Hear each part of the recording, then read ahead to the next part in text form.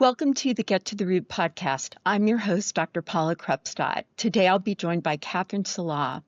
We're going to be talking about something that can be very heart-rending, and it has to do with your child has just been diagnosed with autism.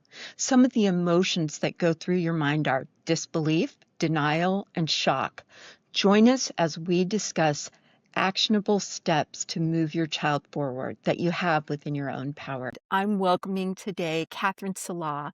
She is a certified nutrition consultant who's been on the Hope for Healing team since when, Kathrine? What year did you join Goodness, me? I believe 2017. Wow, we've seen a lot of water under the bridge, and we have some beautiful stories and some hope that we want to infuse parents with. So this is such a frustrating thing that both you and I have heard over and over and over again. And I think that this theme that parents have is, what did I do wrong? And when they leave their pediatric neurologist or their developmental pediatrician, what they're told is applied behavioral analysis, which is ABA therapy, and then speech therapy, occupational therapy, physical therapy, making sure their child doesn't have seizures, some genetic testing, not what we do here at Hope for Healing, but to rule out certain genetic deletions or additions that are associated with autism, and then maybe testing the mom and the dad and the child for whole exomes. These are the only words of encouragement. It's not really encouraging. It's like, here's your diagnosis, live with it. There's no hope infused with it and no guidance given for the future. Yeah. So, Kathrine, I just wanted to start parsing through with you some of the things that we want to encourage parents with. And I thought we would start with what's in their power. Yes. So let's talk a little bit about where you would start if you were seeing a parent that was presenting to Hope for Healing. And of course, we're going to get into the fact that, yes, we recommend our wellness blueprint, but what if people can't afford that and they just want to start somewhere? Right. What are things that we can teach them and tell them that are evidence-based that can drive down inflammation? So what about diet, about what they consume and what they drink and what they eat, Kathrine, are some big needle movers, and why? I think that is what we can control as parents in a situation like this, is that we can control what we purchase and bring into our home for nutrition. So realizing that our bodies were created to absorb nutrients, and nutrients come from real food that has been grown from the ground or the tree or an animal, not the processed foods that we find on the shelves. And so I think that's the first start is reading labels. And if a label is ingredients that you cannot find naturally in your home, in the pantry, like, if you can't find monosodium glutamate growing on a tree, anything that's natural, then put it back on the shelf and go towards something that is natural, a apple or a pear or, iceberg lettuce, even something natural, and stick with beef and not the processed Lunchables. And so that's what we can control. And so I think that's the thing is, when parents are told you need to do the therapies and that, it puts the control in someone else's hands because you're trusting someone else. But what you can take back is, I'm going to choose to put real food in my home and in my pantry. And that is a wealth of power, I think. Yeah. It's something that we can own. Okay, I love that. And one of the things I want to do is just discuss what we hear all the time. Well, my child is really, really picky, and the Yes. only thing that they'll eat are goldfish, Yes. chocolate milk, peanut butter and jelly sandwiches, Yes. and maybe something else. What are I'll just say as a general pediatrician, is that when a child goes through feeding therapy, it's what you offer them. Yes. Talk a little bit about addiction. Yes. What do some of these foods have that are addictive, and what do they do to the brain and the body? Right. Yeah, that's a tough subject because we're afraid the child is going to starve if they don't eat. But like take goldfish, for instance, it has glutamic acid preservatives in it. And what glutamic acid does to the brain is put more excitatory glutamate neurotransmitter on a brain that's already inflamed. And so you're going to have more behavioral upsets, more hyperactivity, more frustration, more irritability, and they're excitotoxins.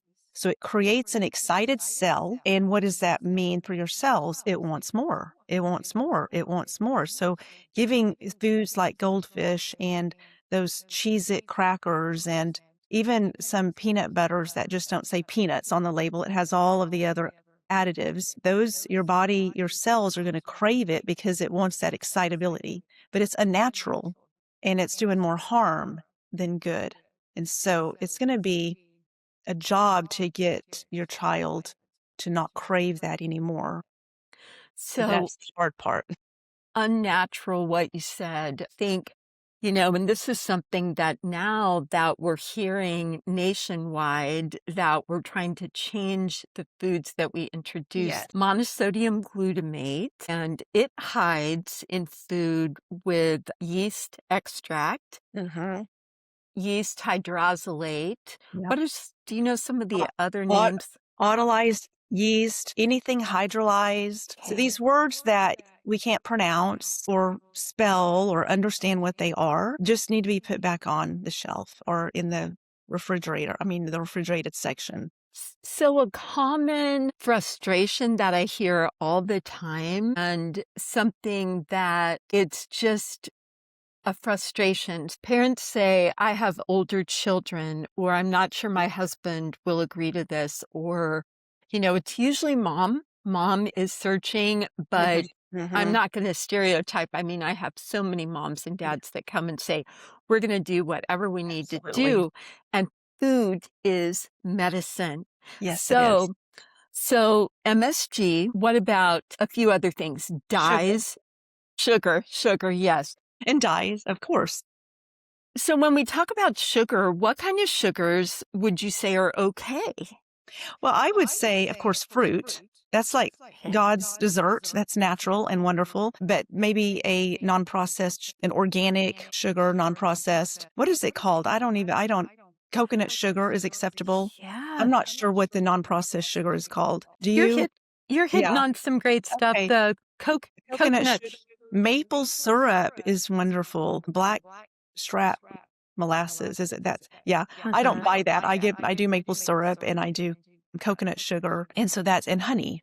That's what Yeah. the staples in my home to sweeten things. But black strap molasses are very good. And that's rich in iron as well. I'd like to Mhm. also add to that date sugar.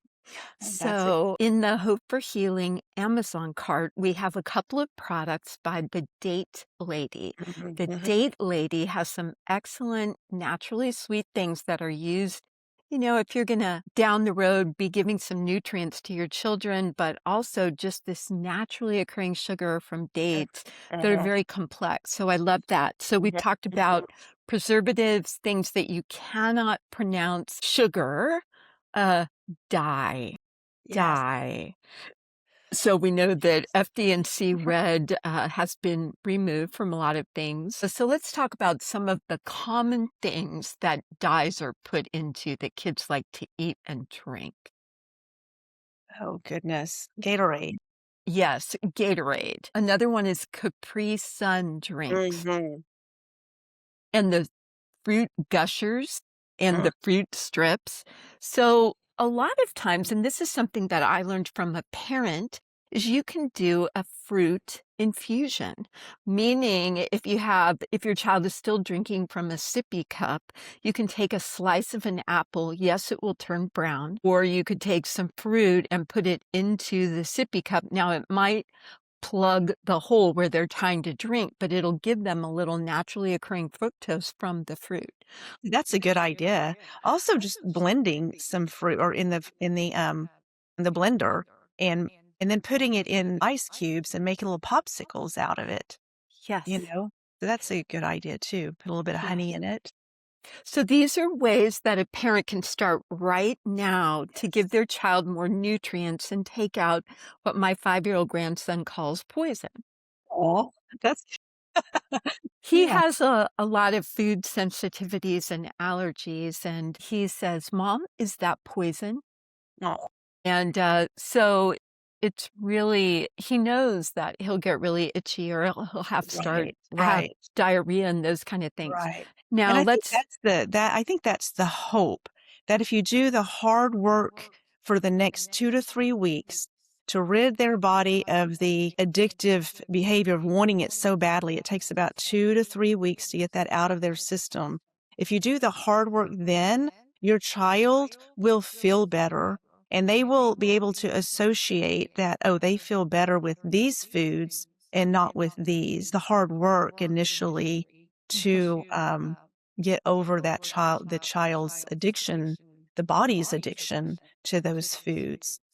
But Yeah, I like because how your grandson has now associated that when I eat this poison, I break out and I feel yucky. So I don't want to eat any poison. right, diarrhea, itching, that kind of a thing, Yeah. plus just going crazy. I mean, he's in kindergarten and he said X little girl throws chairs across the room, and then his mom asked, "What do you do?" Well, we all line up outside, and I'm going, "This poor child has profound brain Brain inflammation." inflammation. Yes. So so when you Yes. think of I'm sorry I interrupted you there. No, I just said yes. I was agreeing with you. Mhm.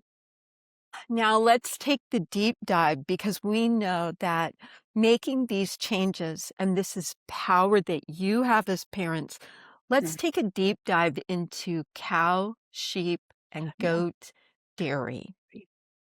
That's a hard one to grasp, because we've been educated that they're so good for us and we need it for protein and vitamin D and calcium, but it blocks the folate receptor. I'll let you talk about that. And it also binds to the calcium in the animal milks, bind to our opioid receptor, upregulate it, and create casein morphine. And so it is addictive. It is comfort food, makes us feel good, but in the end, it creates inflammation. And so I've witnessed time and time and time again with our parents who come here for their child's genetics that when they see in the genetics that this is not good for them and they remove it, the testimonies of the change in behavior, the sleep, the inflammation, even the biggest thing that I hear is the reports from the teachers. Wow, what did you do? Because now your child is able to sit still and focus and hear directions and follow through. And even how they interact with their classmates is so much better. And they're like, we removed dairy. Yes. So one of the illustrations that I use is that babies drink milk, and when you're older, you move to meat. Yeah. Now, there's different ways to pronounce these things, Yeah. casomorphin, and let's face it, many cells in our bodies have opioid receptors. Now, you brought up something, Catherine, this has all been in the news, and everyone thinks that there's magic bullets. Well, there Hmm. are no magic bullets. Our bodies are these symphonies, and let's face it, when you have a child that is having global meltdowns and screaming and stimming, this movement that's Hmm. trying to create more dopamine and they look for reward seeking behavior, those are called stereotypical movements. Now, if you've ever looked at the notes from your pediatric neurologist or your developmental pediatrician, every child that receives an ICD code designation of autistic disorder, they also receive a diagnosis of encephalopathy. And that means changes in the brain. We know there are changes in the brain. Now, when people come to us, we tease apart, do they have inflammation in the brain? And many, many, many, many, many times they do. And we tease that apart even more. And I know that there's good and there's bad things politically and from the Department of Health and Human Services. But again, when we talk about cow's milk dairy, and I don't care what kind it is, A1, A2, and also cheese. And eggs are not dairy, they're from chickens. Yeah. So, it's so confusing when things are sold together. Now, when we talk about or grass-fed butter, those have fat in them. Fat doesn't tend to be a major problem, but for some children it is. Mhm. So most of the time we say the fat's okay, but there's this confusing thing when people are drinking milk. Mhm. There's protein and there's carbohydrates in milk and there's fat. So Mhm. casein and whey, little Miss Muffet sitting on her tuffet eating her curds and whey. So casein and whey make things that are very, very inflammatory, cross the blood-brain barrier and bind to cerebral folate receptors. Everyone's heard all these things in the news about leucovorin, which is folinic acid, thinking that it's a magic bullet. But if you are consuming dairy will produce casomorphin and other things, folate binding proteins or blocking antibodies that will block those cerebral folate receptors. Mhm. So we're going to encourage you as a family. There needs to be this united front. We don't Yes. want people to feel guilty, but it's Mm. like, okay, you and I know that in the past when we used to consume dairy, okay, Yes. my story being almost 300 pounds, I Mm. think I peaked out at about 282. I had food addiction, and my taste buds have changed through the years, but dairy was very addictive. But Mm. I also was very sensitive to it. But the food industry knows it. That's why they put in Bluebell fat, the sugar, and Mm. then the casein and to keep you coming back, casein Yes. and whey. They want you to come back. So removing those things is very, very powerful. One piece I would like to offer to our audience is we have a Hope for Healing workbook. It's a curriculum that we carry here at the practice. It's available for purchase if you want to have some boots on the ground guidance on how do I do this, layering these things in. This is an excellent place to start. Now, back to foods. The big one that people don't want to hear about, and they're like, well, I don't even have a genetic vulnerability to gluten to develop celiac disease. Why is gluten, and I'll give you a hint, it makes gliadorphin Yes. or gliadomorphin, The animal. gliadorphin. Can you Mhm. talk a little bit about gluten Mhm. and ways that, you know, nutritionally, if we remove gluten, and what does that look like? Where does gluten hide and all those things? Yeah. Well, gluten, the protein of, well, gliadin is the protein of gluten. So the protein in the breads and the wheat is highly inflammatory. And like she said, it does also bind to the opioid receptor and make the gliadomorphine similar to the casomorphine. And so it's addicting, but it does cause inflammation in the body. And some people will see that they do not have the haplotype gliadin genes that make them more susceptible, but they may have the FUT2 gene SNP, which makes the mucosal lining in the gut. And that gene provides the enzymes and proteins to make the enzymes to digest those proteins. And so it's more than just the gluten genes that create celiac. It's also, you have to look at your gut making those enzymes. And if we've been consuming gluten and dairy and processed foods, we've also eaten into damaged that gut lining. So we don't have those enzymes anymore. So there's a lot of factors why we should not be eating gluten. Another one is all of our crops in the United States have been sprayed with glyphosate, so Roundup Mm. and other chemicals.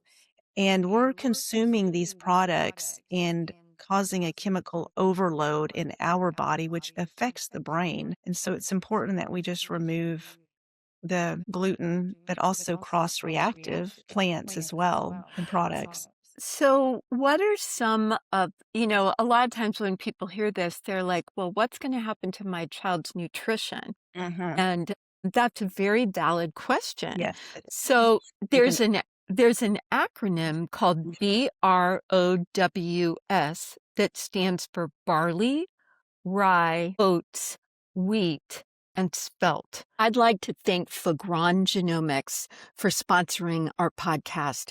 Without knowing what your precision genetics are, you don't have a roadmap. So please log on to our website, schedule a welcome call, and see what the Wellness Blueprint can do for you. That's the premier and proprietary genetic panel that Fagron has allowed us to create. Those are grains that have gluten in them.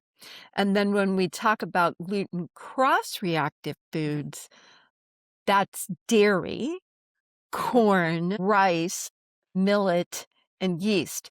And, a lot of people say to me, well, what am I going to do for a carb? Well, if I had to, what about rice? So what do you recommend when we talk about rice? Because first of all, nobody's perfect. Yeah. Rome wasn't built in a day. And how do you make those shifts? How Right. can we get some carbs in these kiddos and adults and families?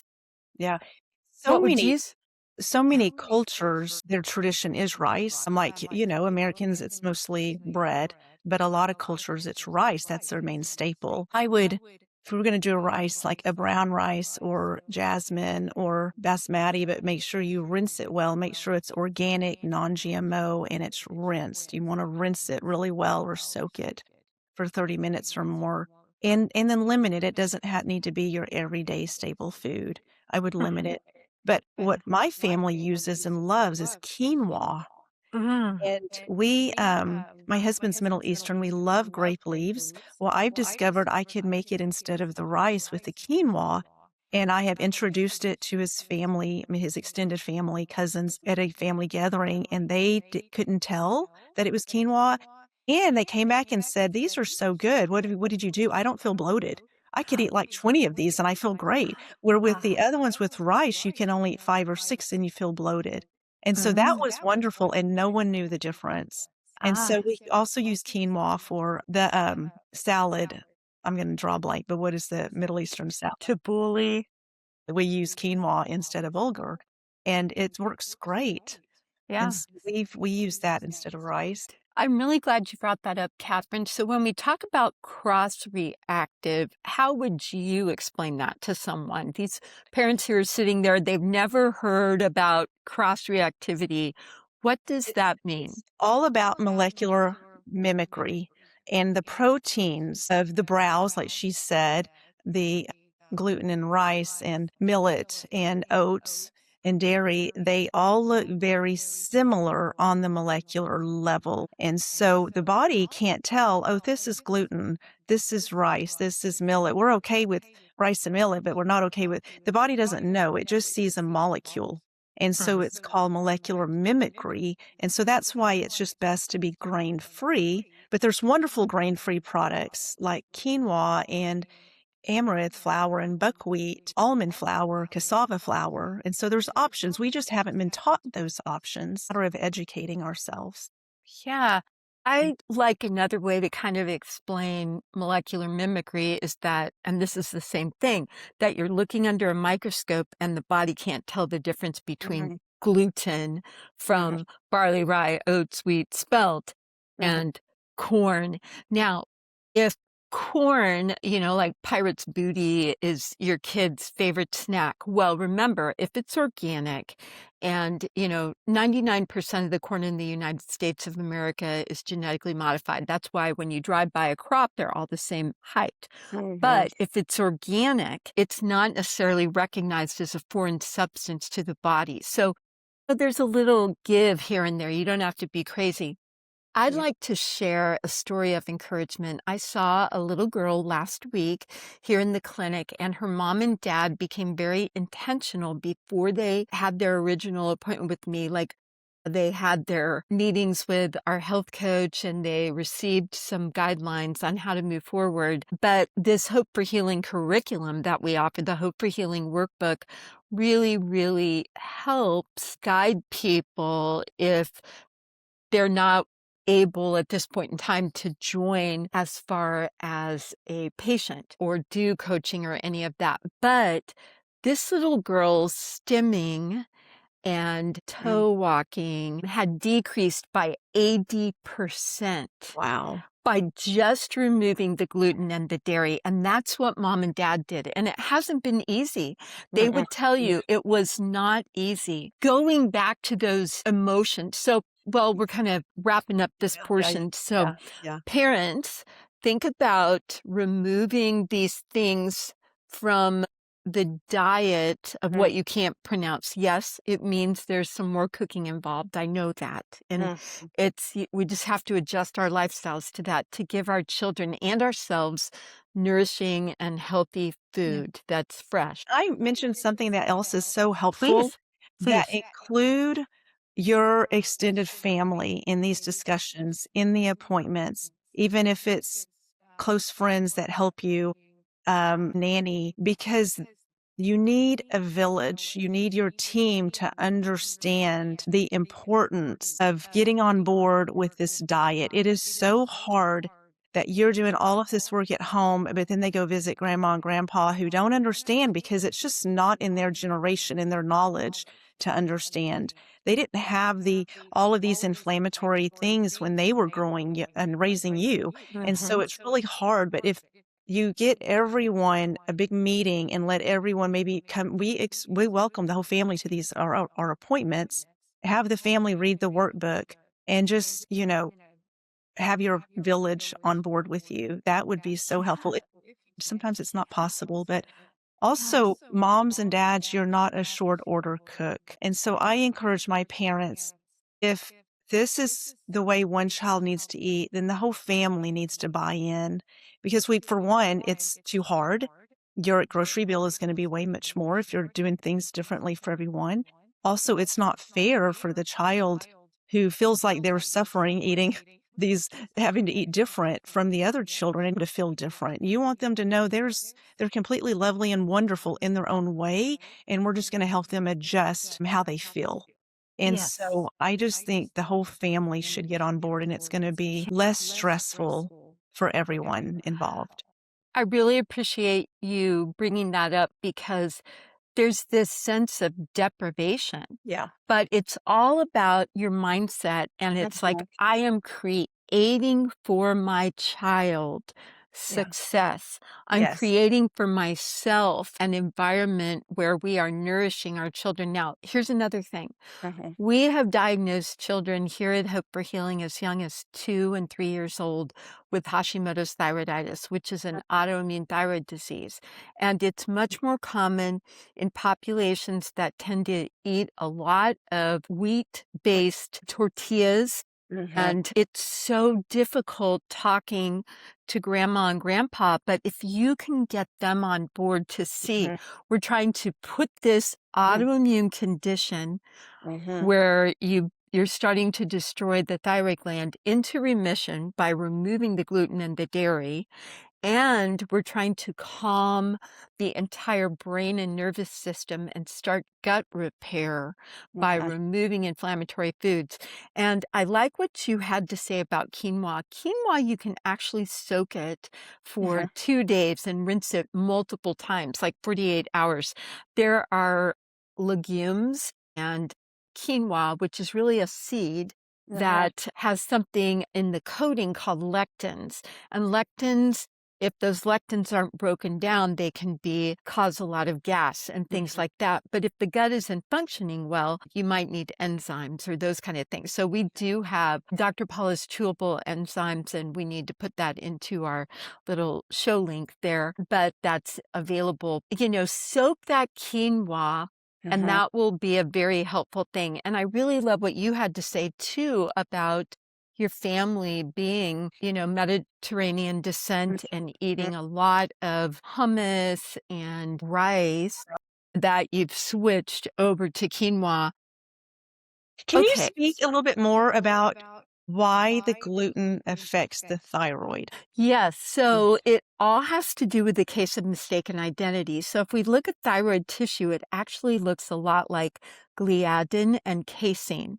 So casein and gliadin are the proteins in gluten-containing grains, barley, Yeah. rye, oats, wheat, spelt, and then milk. cow, sheep, or goat. And cheeses are actually the worst because they have a higher content of casein and I'm not so sure about whey, but definitely casein. And they just are very, very inflammatory. At first, your child may seem happy and calm when they Yeah. consume it, but then they're going to crash and burn shortly thereafter. Yeah. For people That's that are fascinating.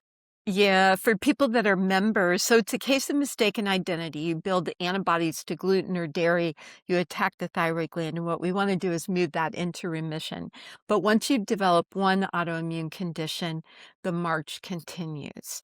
Mm, So as yeah. we kind of wrap up this portion of Yeah. your child's been diagnosed with autism, what can I do? I am so concerned about what did I do potentially to cause this. Before Mhm. we lead into the emotional piece, I would like to just summarize removing dyes, Yeah. removing things you cannot pronounce, removing sugar, removing dairy, and removing gluten Mhm. one little bit at a time. And Yes. someone that I just love and admire. She thought she was doing everything right. She was making her own homemade bread and her homemade yogurt with wheat germ, and she wondered why her son was trying to run out of the home and escape and elope. But I want to encourage you that there's great hope. That person has gone into remission and he has to have a clean diet. He's he's graduated from high school and is in college now. And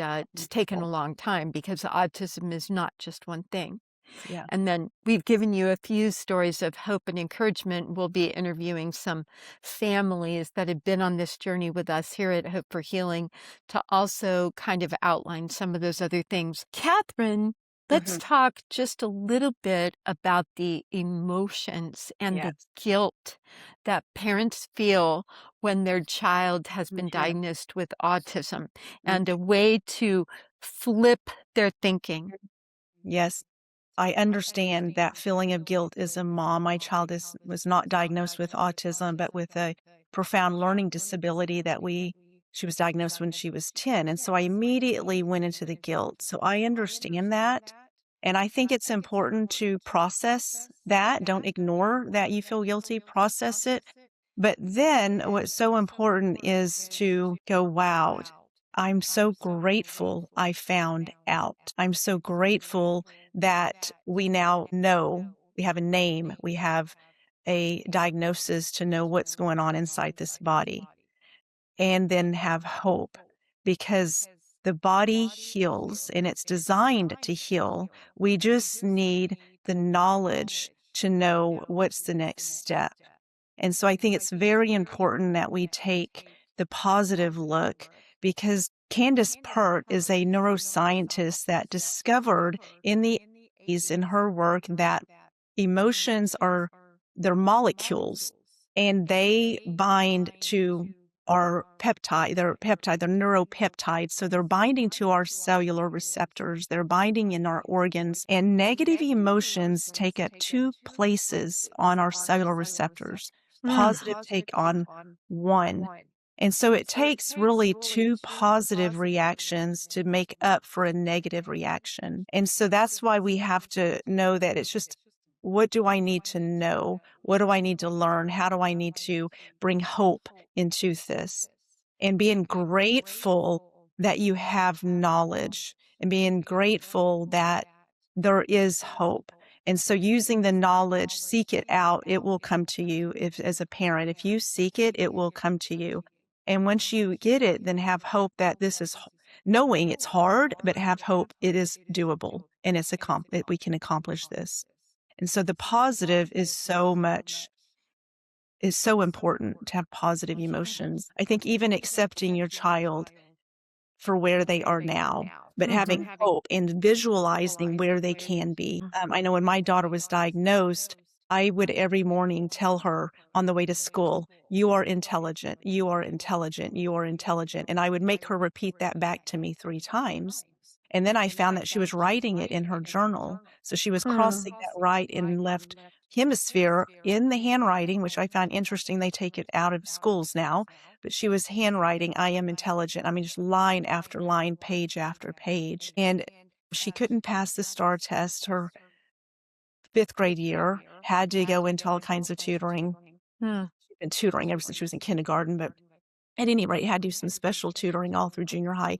Got her genetics done, filled in the gaps of the brain inflammation, allowing her body to detoxify and bringing in methylation so all these chemistry processes could function in her body. And within 3 years, and it was when she finally decided to give up gluten and dairy. We didn't have it in the home, but she was in junior high, eating all of that, her friends and youth group, all of that. But when she determined, I'm going to see what happens and don't have any of it for a month, she was so motivated and her grades skyrocketed. Her processing improved.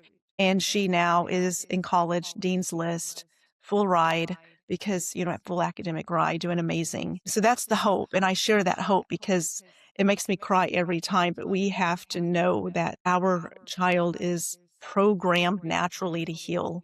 We just have to bring the foundation to allow them and the fertilizer to allow them. Kathrine, thanks so much for sharing that. And that's what we want to infuse our audience with, that Yes. your child's been diagnosed with autism and you are not out there all alone, that No. you have some power in your Mhm. kitchen to change the trajectory of your child's life. As Absolutely.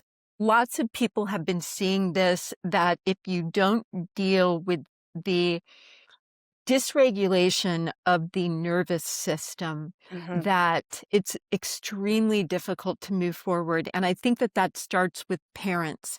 You need to start telling yourself the truth that I did the best that I could with the Mm, knowledge that I had, and that this is my definitely. beautiful child, and I'm going to give them what I can give them to get better. Mhm. Absolutely. And even if it's one small thing a day, and even if that's just a positive telling the child, "You are so amazing and beautiful in every way."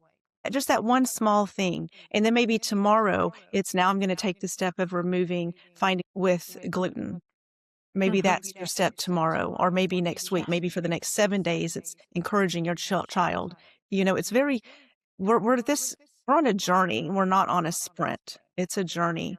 And I love that you mentioned health coaches before because when you're going through this, you really need people in your camp to encourage you every day Yes. because it is hard to Yes. encourage yourself when you're having all these emotions come through. So we're here also with our health coaches. To kind of wrap it all up for this episode, that your child's been diagnosed with autism and you have the power to make these changes. This is a journey, as Kathrine Mhm. brought forth. I'd like to take this time to thank our sponsor, because what we love here at Hope for Healing is what Background Genomics has Yeah. brought us. The Wellness Blueprint is our proprietary panel.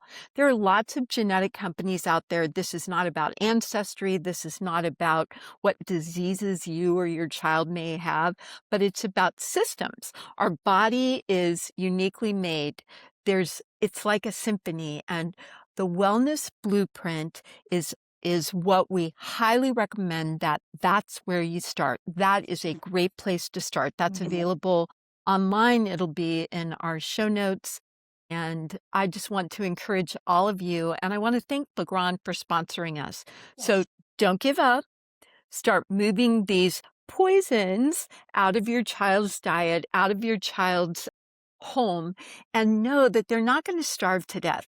And did I bring this up before? The Magic Pill is a documentary. I don't know if it's still on Amazon Prime or not, but it was about a little girl that was it's various families where they started to remove inflammatory foods. And it was like living hell for 3 to 5 days. And this little girl was throwing fits and angry. And then after she went through that and she was hungry, Mhm. she ate and she was calm and she was eating chicken. She ate broccoli. It's like she was hungry. And the Okay. parents are like, Uh-huh. oh my gosh, Yeah. what has happened?